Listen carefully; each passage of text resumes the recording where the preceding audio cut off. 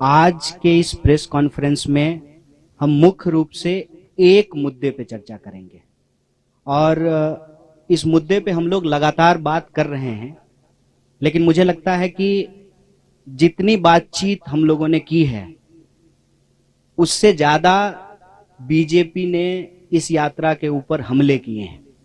तो बार बार उन हमलों को लेकर के जवाब देना और उनके हमलों में सच्चाई क्या है और झूठ क्या है इसका स्पष्टीकरण करना जरूरी है।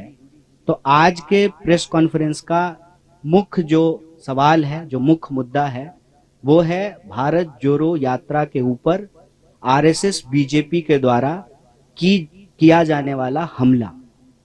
अब हम यहाँ पे एक शब्द इस्तेमाल कर रहे हैं, आरएसएस और बीजेपी। ये शब्द हम इसलिए इस्तेमाल कर रहे हैं कि पिछले कुछ दिनों में हमने ये महसूस किया है कि एक बात भुलाने की, भटकाने की कोशिश की जा रही है। अक्सर आजकल चाय की दुकान पे, बसों में, ट्रेनों में, व्हाट्सएप ग्रुप पे एक चर्चा शुरू हुई है कि जब आरएसएस के लोग राहुल जी के ऊपर हमला नहीं कर रहे हैं तो राहुल जी बार बार आरएसएस का नाम क्यों ले रहे हैं। गुड़ का गाछ तो आरएसएस ही है ना। ऐसा तो हो नहीं सकता है कि आप गुड़ खाएं और गुलगुल्ले से परहेज करें। ये जो भ्रम की स्थिति पैदा की गई है इसमें कुछ भी सच्चाई नहीं है।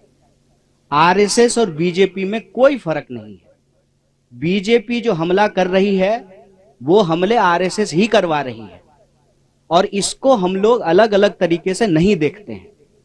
हालांकि इस बात का जयराम जी ने भी स्वागत किया, हमारे पार्टी के तमाम वरिष्ठ नेताओं ने स्वागत किया कि राम मंदिर के पुजारी ने भारत जोड़ो यात्रा का स्वागत किया। तो इसका हम लोगों ने स्वागत किया कि बहुत अच्छी बात है।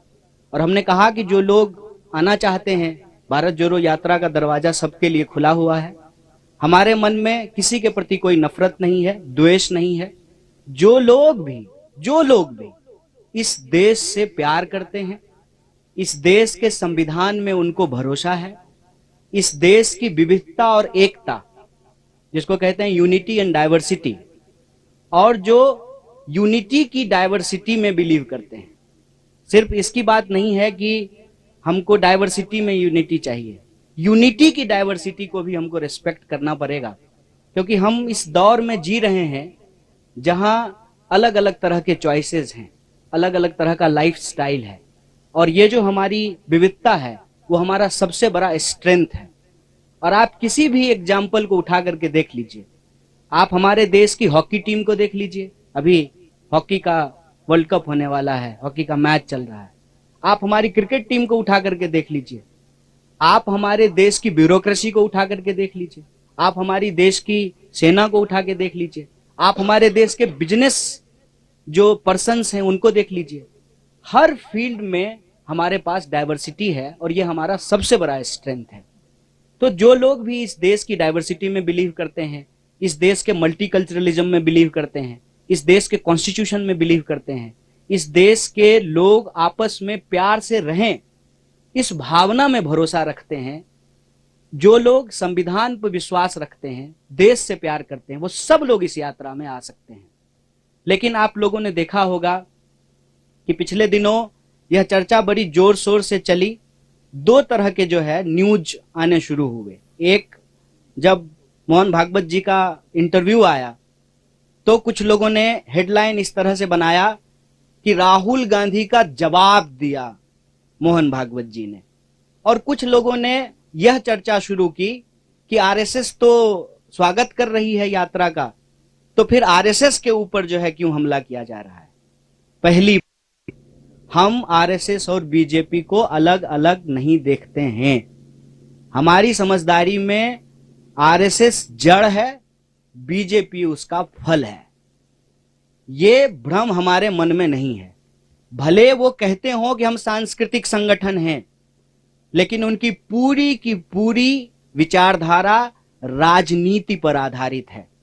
और इस बात को हम यहां स्पष्ट करना चाहते हैं कि धर्म देश का है, सांप्रदायिकता देश का नहीं है। आरएसएस धर्म के प्रतीकों का इस्तेमाल करके सांप्रदायिक राजनीति कर रही है। उसका धर्म से कोई लेना देना नहीं है। जैसे दही दूध से बनता है, लेकिन दही दूध नहीं होता है। दोनों की प्रकृति अलग अलग होती है, नेचर अलग अलग होता है। कोई भी धार्मिक व्यक्ति किसी का खून बहाना, किसी को मारना, किसी के ऊपर हमला करना, नफरत फैलाना, इस तरह की चीजों का समर्थन नहीं करता है। धर्म के प्रतीकों का इस्तेमाल करके अगर राजनीति की जाती है, जब राज सत्ता और धर्म को मिलाया जाता है, तो वो धर्म नहीं है, वो राजनीति है। इसीलिए हमारी नजर में आरएसएस सांस्कृतिक संगठन नहीं है। सांस्कृतिक प्रतीकों का इस्तेमाल करती है अपने राजनीतिक लाभ के लिए। जैसे स्वयं उन्होंने कहा कि सनातन धर्म सबसे प्राचीन है, तो सनातन धर्म का डेट जो है वो 1925 से तो नहीं शुरू होता है, वो तो हजारों साल पुराना है। मतलब आरएसएस के बनने से पहले भी धर्म था और आरएसएस के बाद भी धर्म रहेगा। इसका मतलब आरएसएस का धर्म से कोई लेना देना नहीं है। बस वो धर्म के प्रतीकों का इस्तेमाल करते हैं कि उस धर्म में आस्था रखने वाले लोगों का जो राजनीतिक विचार है उसको प्रभावित किया जा सके। जैसे अगर किसी खास पहचान के आधार पर राजनीति होगी तो उस पहचान को रखने वाले जो लोग हैं उनका वोट लेना आसान हो जाएगा। इसीलिए आप लोग आजकल के जो जितने नारे हैं उसको ध्यान से सुनेंगे तो उसमें क्या कहा जाता है, उसमें क्या बोला जाता है और उसमें अक्सर क्या की जाती है। देश का जो बुनियादी सवाल है, रोजी रोटी, कपड़ा, मकान, शिक्षा, स्वास्थ्य, सड़क, बिजली, पानी, उसको भटका दिया जाता है। और ये अंग्रेजों की चाल है, यह भी हमको समझना पड़ेगा। बतौर भारतीय राष्ट्रीय कांग्रेस हमको इस बात का गर्व है कि हम इस देश की आजादी के लिए अंग्रेजों से संघर्ष किए, देश को आजादी मिली, कदम दर कदम बढ़ा करके, लड़खड़ाते हुए, संभलते हुए देश हमारा आज इस मुकाम पे आकर के खड़ा हुआ है, जहां उस संविधान के दम पर देश का एक व्यक्ति जो कहते थे कि हम चाय बेचते थे, वो देश के प्रधानमंत्री बन पाए हैं। तो सबसे सर्वोच्च जो है वो संविधान है और इस संविधान की रक्षा करना हमारी पार्टी का कर्तव्य है। और ये प्रश्न जो है हम पूछना चाहते हैं आरएसएस और बीजेपी से कि आप बताइए कि आप संविधान को मानते हैं कि नहीं मानते हैं। तो इस संविधान के अनुसार जो नागरिक अधिकार हैं उसको बचाना, संविधान को बचाना भारतीय राष्ट्रीय कांग्रेस की प्राथमिकता है।